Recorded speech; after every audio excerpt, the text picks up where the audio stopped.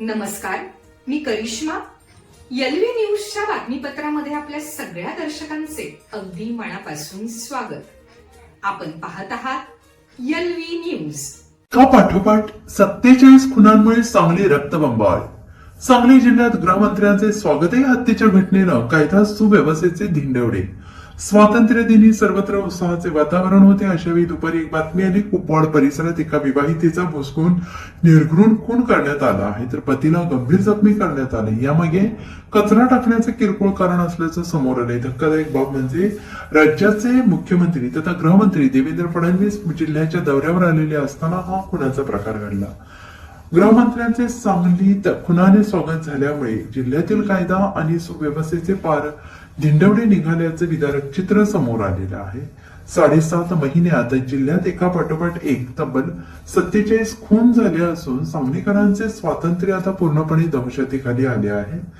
जिल्ह्याची सुरक्षा ज्यांच्या हाती आहे ते राज्याचे मुख्यमंत्री तथा गृहमंत्री स्वतः सांगली जिल्ह्याच्या दौऱ्यावर असताना गुन्हेगारांनी पोलिसांना खुलं आव्हान दिले.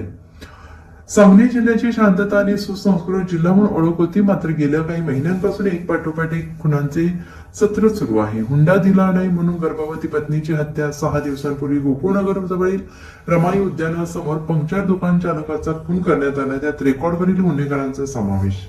येथील स्वामी समर्थ घाटावर गुंड लखान इसरडे याच्या टोळीने तरुणाचा निर्घृण खून केला आणि तोही सायंकाळी 6:30च्या सुमारास. गोटखिंडीत वृद्धाचा दानक्याने मारून खून, कोसारी तालुका जत येथील दुहेरी खून प्रकरणातील साक्षीदाराचा खून.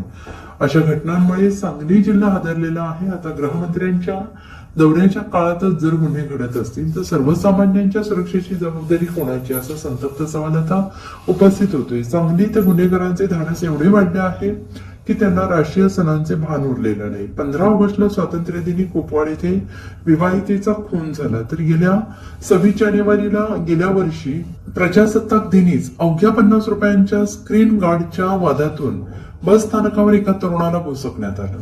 आणि यावरून गुन्हेगारांना पोलिसांचा किंवा कायद्याचा कोणताही धाक उरलेला नाही हे स्पष्ट होते.